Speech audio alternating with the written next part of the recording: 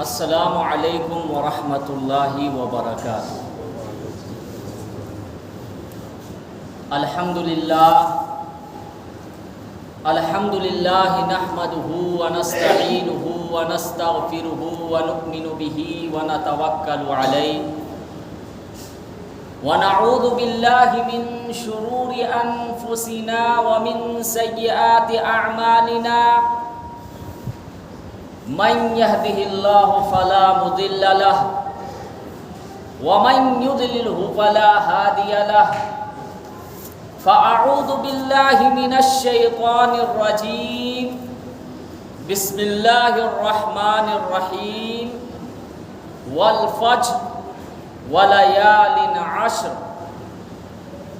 آمنت بالله صدق الله مولانا العظيم وصدق رسوله النبي الكريم ونحن على ذلك لمن الشاهدين والشاكرين والحمد لله رب العالمين۔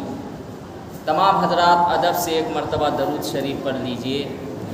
اللهم صل على محمد وعلى آل محمد كما صليت على إبراهيم وعلى آل إبراهيم إنك حميد مجيد۔ اللهم بارك على محمد وعلى آل محمد كما باركت على إبراهيم وعلى آل إبراهيم إنك حميد مجيد۔ دوستو بزرگو، یہ ذی القعدہ کا مہینہ اختتام پر ہے، ختم ہونے والا ہے۔ 4-5 دنوں کے بعد انشاءاللہ ذی الحجہ کا مہینہ شروع ہو جاوے گا، اور ذی الحجہ کی جو ابتدائی 10 دن ہے، یہ بہت ہی اہمیت و فضیلت والے دن ہے۔ یکم ذی الحجہ سے لے کر 10 ذی الحجہ تک یہ جو دن ہے، یہ واقعتاً بہت ہی اہمیت و فضیلت والے دن ہے۔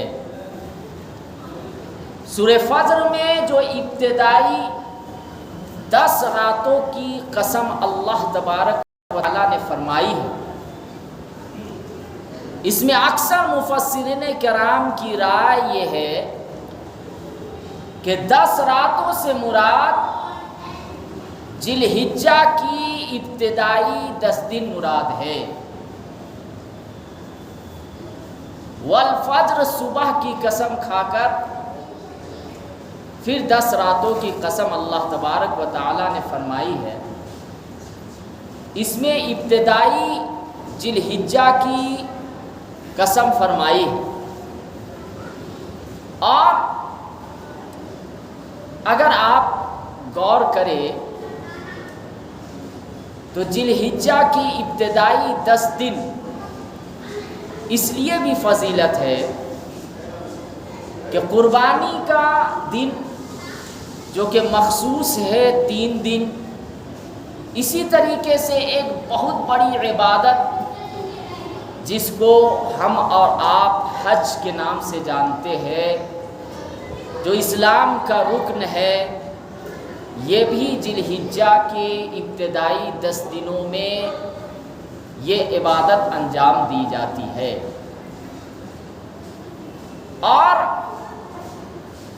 حافظ ابن حجر رحمۃ اللہ علیہ فرماتے ہیں کہ ابتدائی 10 دنوں کی جو فضیلت ہے ذی الحجہ کی، وہ اس وجہ سے بھی ہے کہ اس میں بہت ساری عبادتیں ایک ساتھ جمع ہو جا رہی ہیں۔ ذی الحجہ کی ابتدائی 10 دنوں میں بہت ساری عبادتیں جمع ہو جا رہی ہے، اس وجہ سے بھی ذی الحجہ کی ابتدائی 10 دن بہت ہی اہمیت و فضیلت والے دن ہیں۔ وہ کیسے؟ اس وجہ سے کہ ان ابتدائی 10 دنوں میں یعنی قربانی سے پہلے پہلے روزہ رکھنے کا بھی حکم ہے۔ اسی طریقے سے ان 10 دنوں میں نماز بھی پڑھتے ہیں، اور دنوں میں بھی پڑھتے ہیں لیکن اس میں بھی نماز پڑھتے ہیں۔ اسی طریقے سے ان ابتدائی 10 دنوں میں صدقہ کرنے کا بھی حکم ہے۔ اسی طریقے سے ان ابتدائی 10 دنوں میں قربانی کا بھی حکم ہے۔ اسی طریقے سے ان ذی الحجہ کی ابتدائی 10 دنوں میں قربانی کا بھی حکم ہے۔ اور پھر حج کی جو عبادت ہے، جو سب سے اہم ہے، اسلام کا رکن ہے، یہ 5واں جو رکن ہے وہ بھی کب انجام دیا جاتا ہے؟ ذی الحجہ کی ابتدائی 10 دنوں میں۔ تو ایک ساتھ بہت ساری عبادتیں جمع ہو جا رہی ہیں، نماز بھی پڑھی جا رہی ہے، روزہ کا بھی حکم ہے۔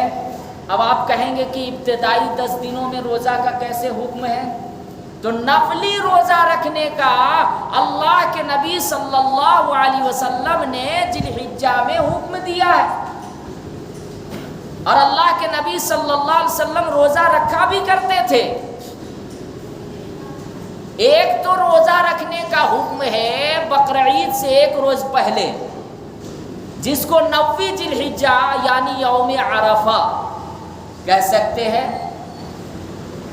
اس کی فضیلت یہ ہے کہ اللہ کے نبی صلی اللہ علیہ وسلم نے ارشاد فرمایا کہ جو 9 ذی الحجہ یعنی عرفہ کے دن روزہ رکھتا ہے، صحیح حدیث میں ہے کہ اس کے 2 سال کے گناہ معاف ہو جاتے ہیں۔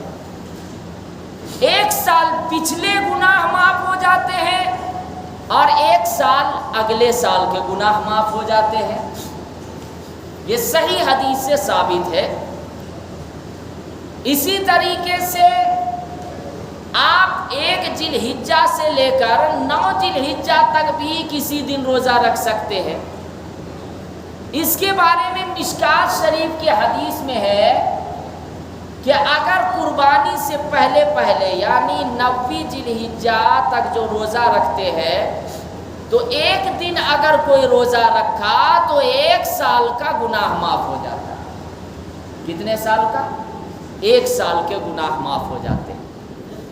اسی طریقے سے حدیث کے اندر ہے کہ یہ جو ذی الحجہ کی ابتدائی 10 دن ہیں، اس کے بارے میں ہے کہ اللہ کے نبی صلی اللہ علیہ وسلم نے ارشاد فرمایا کہ اگر ذی الحجہ کی ان 10 دنوں میں کوئی عبادت کرتا ہے، اللہ تبارک و تعالی کو وہ عبادت اور دنوں کی عبادت سے بہت زیادہ پسند ہے، محبوب ہے۔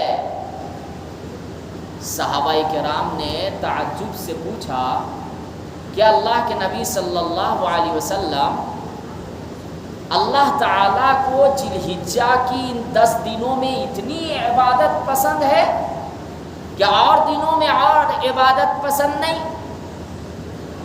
تو اس کے بعد صحابہ نے پوچھا کہ کیا کوئی اللہ کے راستے میں نکلے تو کیا اس سے بھی زیادہ اجر و ثواب ہے ان 10 دنوں میں عبادت کرنے کا؟ اللہ کے نبی صلی اللہ علیہ وسلم نے فرمایا کہ ذی الحجہ کی ابتدائی 10 دنوں میں اگر کوئی عبادت کرتا ہے تو اللہ کے راستے میں اگر کوئی نکلا ہے تو اس سے بھی زیادہ اس کو اجر و ثواب ملے گا۔ تو پھر صحابہ نے کہا کہ اچھا اتنا اجر و ثواب کہ اللہ کے راستے میں نکلا اور اس کے بعد اس سے بھی زیادہ ان 10 دنوں میں اگر کوئی عبادت کرتا ہے، گھر بیٹھے کرے یا مسجد میں کرے، تو اس سے زیادہ ثواب؟ اللہ کے نبی صلی اللہ علیہ وسلم نے فرمایا ہاں، لیکن ہاں اتنی بات ہے کہ اگر کوئی اللہ کے راستے میں نکلا اور اپنا مال قربان کر دیا، اپنی جان قربان کر دیا، تو یہ عمل اس کا بڑھ جاوے گا، یعنی ایک شخص اللہ کے راستے میں نکلا، اپنی جان بھی قربان کر دیا، اپنا مال بھی قربان کر دیا، تو اب ان 10 دنوں میں اگر عبادت کریں گے تو اس سے زیادہ اس کی فضیلت ہے، اس کو اجر و ثواب ملے گا۔ کیوں؟ سب کچھ لٹا دیا نا وہ اللہ کے راستے میں، مال بھی لٹا دیا، جان قربان کر دیا اللہ کے راستے میں، تو یہ عمل کیا ہے اس کا؟ بڑھ جاوے گا۔ اسی طریقے سے ذی الحجہ کی یہ 10 دن جو ہے وہ اس وجہ سے بھی افضل ہے کہ قربانی اور حج یہ دونوں مل جا رہے ہیں، قربانی اور حج یہ دونوں مل جا رہے ہیں۔ قربانی کہتے کہ کیا ہے؟ عام طور پر انسان یہ سمجھتا ہے کہ قربانی اس کو کہتے ہیں کہ اللہ کے راستے میں جانور خریدے اور اس کو قربان کر دیے۔ اگرچہ یہ بھی ہے، معنی یہ بھی ہے، لیکن قربانی اس کو کہتے ہیں کہ اللہ کا قرب حاصل کیا جائے، ایسی عبادتیں کی جائے، ایسے اعمال کیے جائے کہ اللہ کا قرب حاصل ہو، اس کو بھی قربانی کہتے ہیں۔ قربانی اس میں بھی داخل ہوتا ہے کہ ایک انسان کو گناہ کرنے کا طاقت ہے، ایک انسان کو پاور ہے، گناہ کرنے کی طاقت ہے، وہ تنہا ہے اور کوئی نہیں دیکھ رہا ہے، نفس آمادہ ہو رہا ہے گناہ کی طرف، لیکن وہ کیا کر رہا؟ اللہ کے ڈر سے وہ گناہ سے رک جا رہا۔ یہ بھی قربانی۔ دل کے اندر کسی مسلمان کے بارے میں یا کسی انسان کے بارے میں آپ کے دل کے اندر کینہ پیدا ہو رہا ہے، آپ اس کینہ کو دور کر دیے، یہ بھی قربانی ہے۔ قربانی اس کو بھی کہتے ہیں کہ اگر آپ کا من یہ چاہ رہا ہے کہ ہم صبح سویرے نیند کو قربان کر کے اور نماز پڑھنے کے لیے جائے، کتنی مشقت ہے، کتنی تکلیفیں ہیں، لیکن اگر آپ نے یہ سوچا کہ نہیں اللہ کا حکم آیا ہے، نماز ہم پر فرض ہے، آپ صبح سویرے اٹھے اور اس کے بعد نماز پڑھنے کے لیے آ گئے، تو یہ بھی قربانی، یہ بھی کیا ہے؟ قربانی۔ آپ شراب کے اڈے میں گئے یا شراب پی رہے، اچانک اللہ کا خوف آ گیا، آپ یہ سوچ رہے ہیں کہ کوئی نہیں دیکھ رہا ہے، چلو میں چھپ کر پہاڑ کے پیچھے شراب پی لیتے ہیں یا گانجا یا اور نشاور چیز، کوئی نہیں دیکھ رہا ہے، لیکن اللہ کا خوف آ گیا اور یہ سوچ رہے ہیں کہ نہیں کوئی نہیں دیکھ رہا، لیکن کون دیکھ رہا ہے؟ اللہ دیکھ رہا ہے۔ اللہ کے ڈر سے آپ نے شراب چھوڑ دیا، یہ بھی قربانی۔ ایک انسان آپ کو گالی دیا،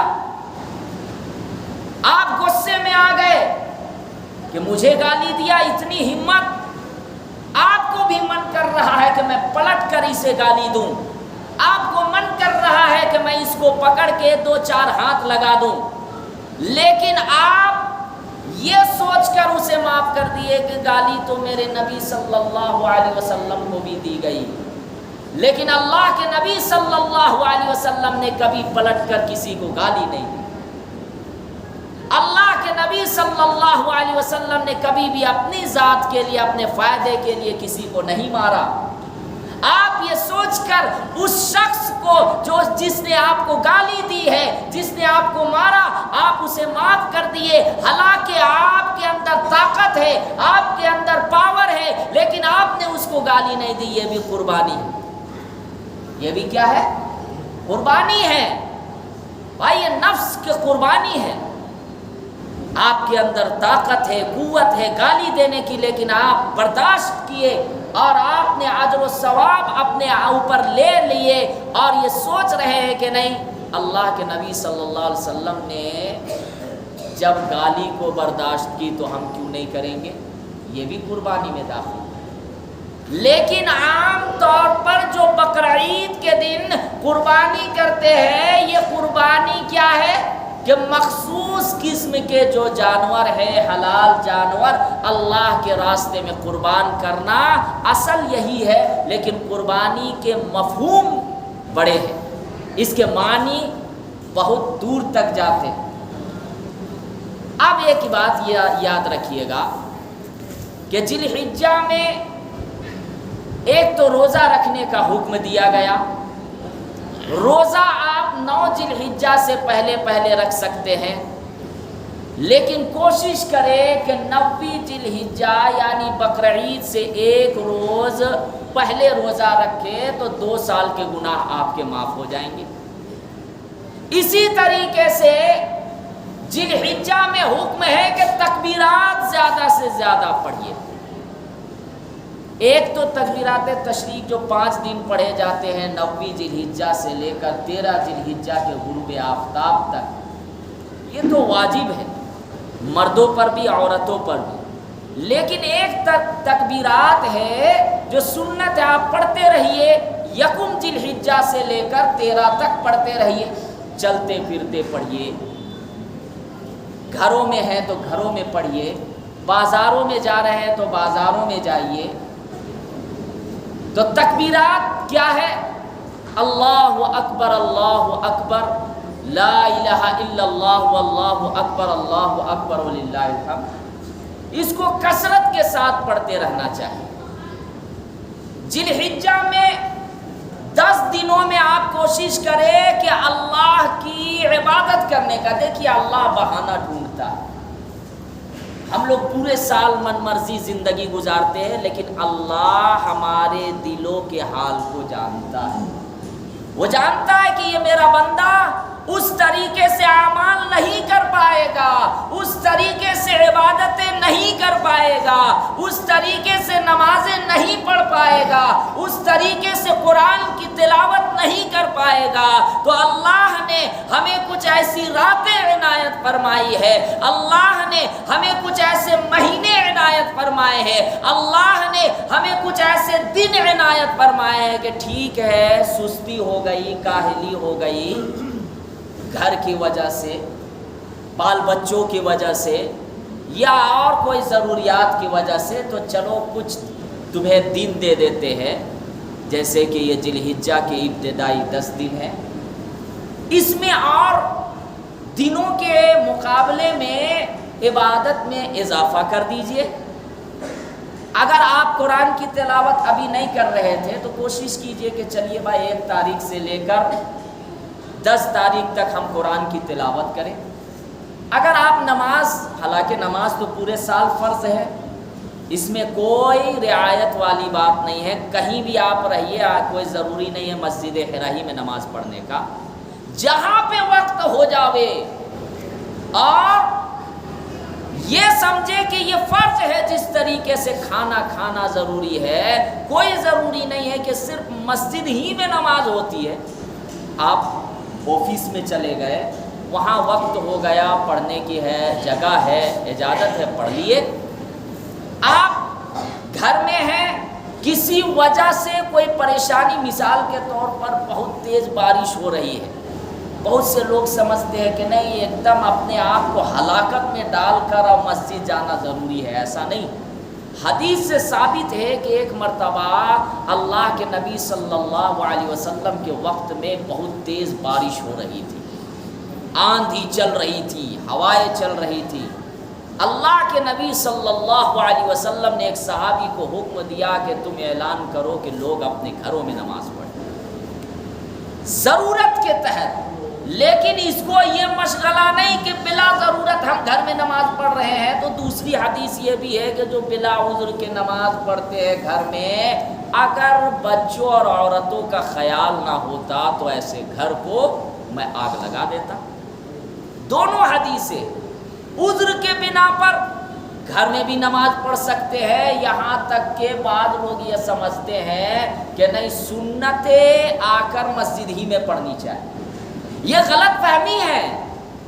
اگر آپ آپ کا خیال یہ ہے کہ نہیں سنت کی نمازیں یا نفل نمازیں ہمیں مسجد ہی میں پڑھنی ہے، جبکہ حدیث میں اس طرح کا تذکرہ نہیں ہے۔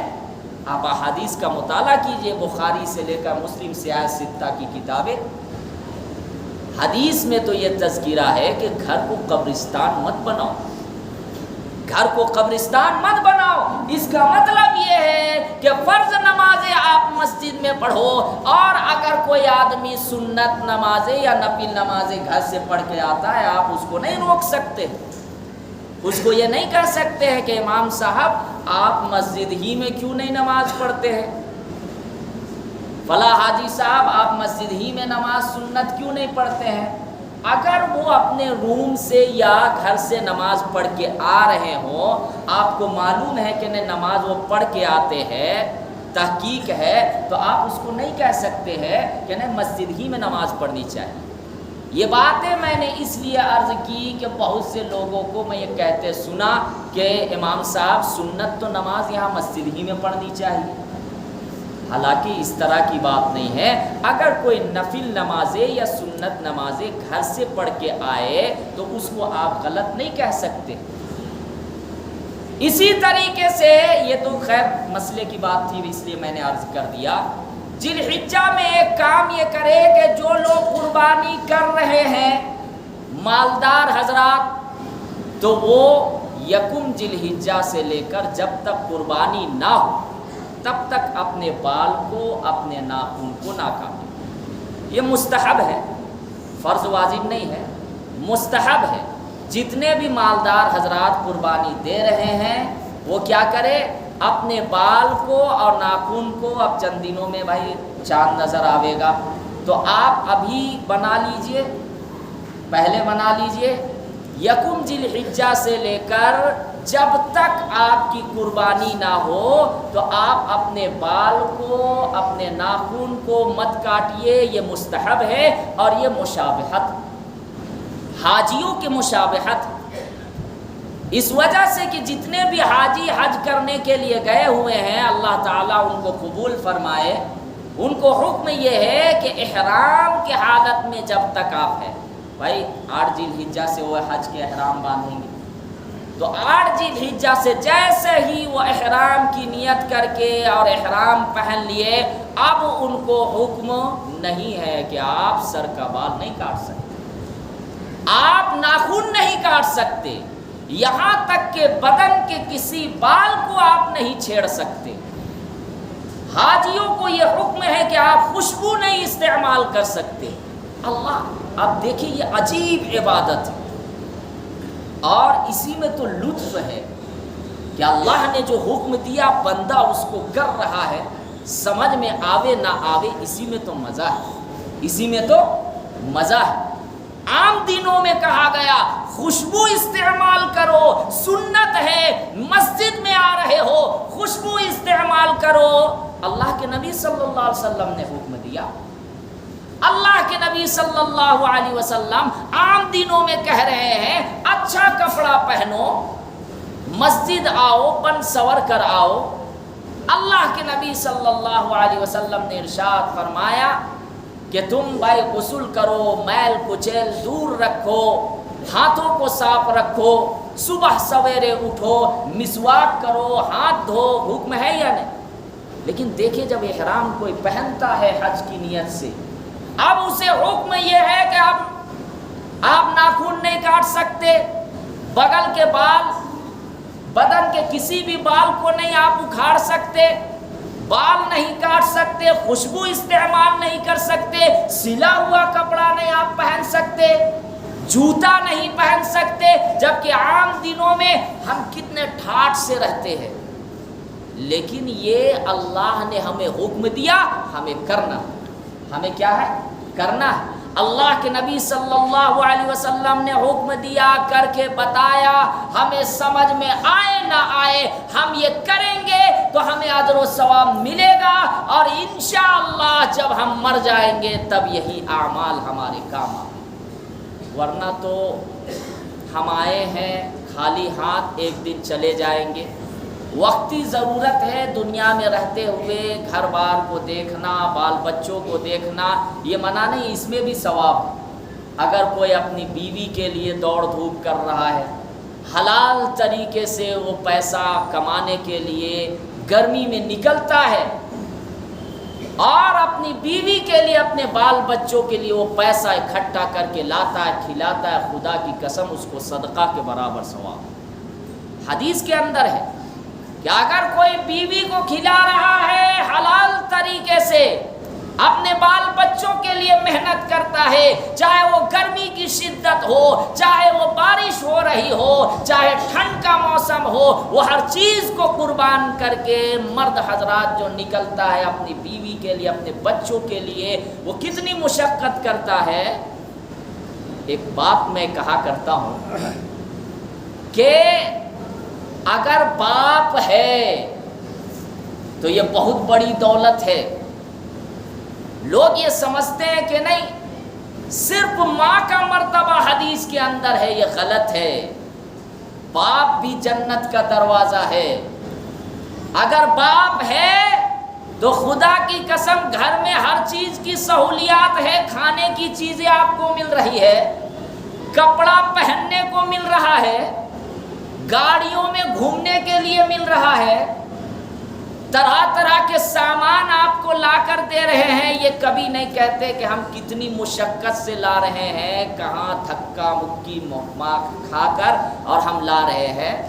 اپنے بچوں کے لیے وہ قربانی کرتے ہیں، اور اپنی بیوی کے لیے وہ کیا نہیں کرتے، اور جب گھر جاتے ہیں تو ایسی بیویاں جو تانا دیتی ہے، جبکہ حدیث کے اندر کہا گیا کہ جب شوہر تمہارے گھر پر آوے تو بیوی کو حکم دیا گیا کہ تم مسکرا کر اس کے ملو۔ حدیث میں کیا کہا گیا کہ شوہر جب آوے تو تانا مت دو، مسکرا کر ملو، اور سب سے پہلے گرمی کی شدت ہے تو ٹھنڈا پانی لاؤ، اس کے حال خیریت پوچھو۔ لیکن افسوس، صد افسوس، آج گھر جو اجڑ رہے ہیں، یہ شوہر اور بیوی سے زیادہ تیسرے لوگ آج آ کر گھر کو اجاڑ دے رہے ہیں۔ اس میں کمیاں کیا ہے؟ شوہر اور بیوی کی بھی کمی ہے۔ شوہر جاتا ہے، چند لوگوں کے پاس بیٹھ رہا ہے، ادھر ادھر کی بات، بیوی کے خلاف، گھروں کے، سب سے بڑی چیز تو یہ ہے کہ آپ اپنے گھر کی بات تیسرے کو کیوں بتا رہے ہیں؟ گھر کی بات گھر تک کوشش کرے، گھر کی بات گھر تک، چاہے جو بھی ہو جائے، لڑائیاں ہو جائے، کچھ ہو جائے، گھر کی بات اگر گھر تک رہے کوشش کرنی چاہیے۔ اگر ہو جائے وہ الگ مسئلہ ہے، کوشش یہ کرے کہ گھر کی بات گھر تک۔ آج جو دیکھا جا رہا ہے ہمارا کردار، یہ بالکل اللہ کے نبی صلی اللہ علیہ وسلم کے تعلیمات کے خلاف۔ آج ہم جوڑنے کی کوشش نہیں کرتے ہیں، توڑنے کی کوشش کر رہے ہیں اور مزہ لیتے ہیں۔ اگر کوئی دو لوگ خوش رہتے ہیں یا گھروں کے اندر خوشحالی ہے تو اگل بگل لوگوں کو یہ برداشت نہیں ہوتا کہ یہ گھر میں اتنی خوشیاں کیوں۔ اپنی خوشی سے اتنی تکلیف نہیں جتنے دوسرے لوگوں کو تکلیف میں دیکھ کر خوشی ملتی ہے، تو اللہ تمہیں کیسے خوش رکھ سکتا ہے؟ اللہ ہمیں بھی خوش نہیں رکھ سکتا۔ جب آپ دوسروں کے خوشی میں شریک ہوگے اور دوسروں کو خوش رکھو گے، خدا کی قسم آپ کے پاس مال کم بھی رہے گا تو آپ خوش رہو گے، مال کم بھی رہے گا تو خوش رہو گے۔ اس لیے اگر اللہ کسی کو نواز رہے ہیں، اللہ کسی کو دے رہے ہیں، جلن حسد نہیں کرنے کا بلکہ اس کے لیے دعائیں کرنے کا کہ اللہ اور اسے نواز اور دے تاکہ یہ دوسروں کی مدد کرے۔ ہاں، اللہ اگر آپ کو دے رہا ہے تو آپ یہ کوشش کریں کہ ہم ان پیسوں کو غریبوں میں، یتیموں میں بھی کچھ لٹائیں۔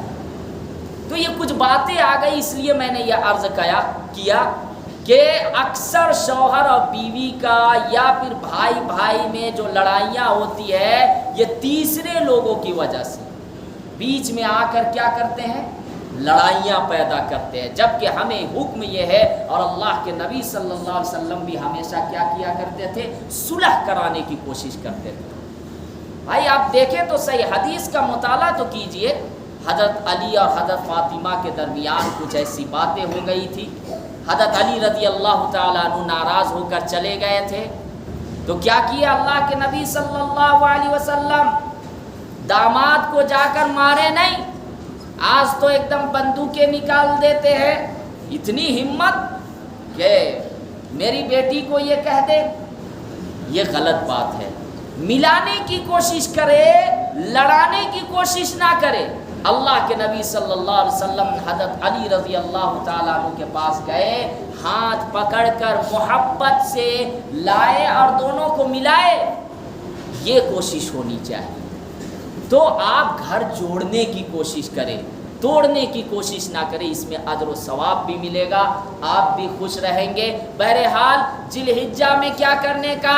نمبر 1 روزہ رکھنے کی کوشش کریں، نفلی روزہ. اگر آپ روزہ 9 دن کا نہیں رکھ پا رہے ہیں تو کم سے کم 90 ذی الحجہ بقرعید سے 1 روز پہلے کا روزہ رکھنے کی کوشش کریں.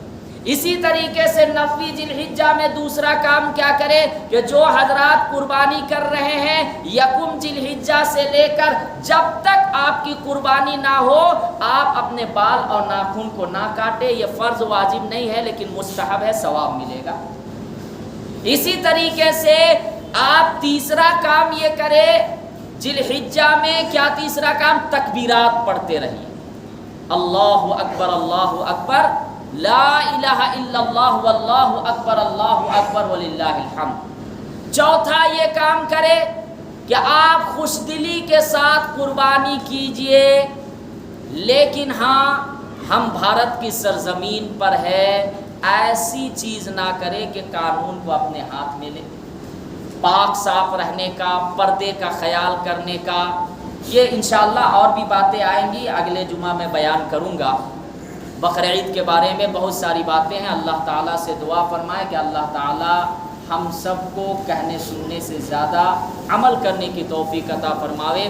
وآخر الدعوانا ان الحمدللہ رب العالمین. جو حضرات سنت نہیں پڑھے